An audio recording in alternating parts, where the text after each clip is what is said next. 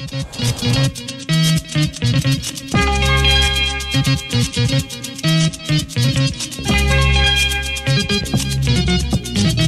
de compétitivité, c'est lorsqu'une entreprise cherche à avoir un accord majoritaire où on va aller chercher des droits des salariés en échange soit du maintien d'une activité, soit du développement d'une activité. C'est au gré des entreprises et en fonction des entreprises que les choses se passent. Donc généralement, un certain nombre d'entreprises ont tendance à développer l'accord de compétitivité pour rogner des droits chez les salariés. Généralement, alors faut tenir compte qu'une entreprise qui cherche à faire un accord de compétitivité, c'est une entreprise déjà en bonne santé financière. Donc elle n'a pas la possibilité de faire des accords maintien dans l'emploi ou d'autres types d'accords. Donc elle va chercher par la négociation, par un accord majoritaire, la réduction de droits ou d'acquis ou d'avantages. Donc j'ai eu le cas chez Forestia où un accord de compétitivité a été signé par exemple, où les syndicats, où un certain nombre de syndicats avaient accepté de réduire les droits.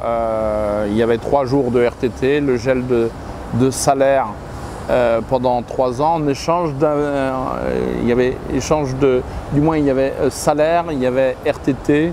Et la contrepartie, c'était de l'investissement dans une partie de l'entreprise d'auteur de 2 millions. Et le calcul qui avait été fait par les syndicalistes CGT, c'était de démontrer que l'investissement qui était avant pris en charge par les actionnaires était cette fois-ci, à travers l'accord de compétitivité, pris en charge par les salariés. C'est toute la différence, si vous voulez. Moi, je ne recommande pas de signer un accord compétitivité.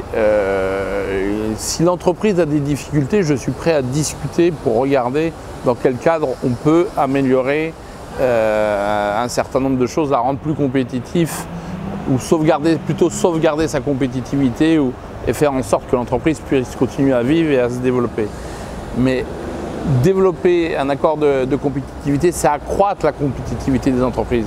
L'accroissement de la compétitivité, c'est aux actionnaires qui prennent les risques de le supporter. Et on s'aperçoit qu'à travers ces accords-là, le risque, si vous voulez, qui était à la charge de l'actionnaire est aujourd'hui renvoyé à la charge des salariés. Et c'est ça qui n'est pas acceptable. La question, c'est un marché de dupes. À un moment donné, il faut remettre chaque chose dans son contexte. Et vous savez, quand il y a des dividendes dans une entreprise, les dividendes ne sont pas partagés en 3, si vous voulez. On dit toujours il y a une part investissement, il y a une part actionnaire, il y a une part salarié.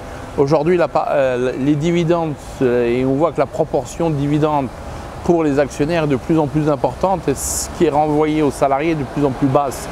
Aujourd'hui, vous avez une course, si vous voulez, à la casse d'un certain nombre de droits. Donc, par rapport à tout ça, aujourd'hui, en tout cas nous, syndicalistes, on a l'obligation, de résister et de faire qu'une entreprise qui n'est pas en difficulté financière ne doit pas se faire en sorte que ce soit les salariés qui assument cette responsabilité.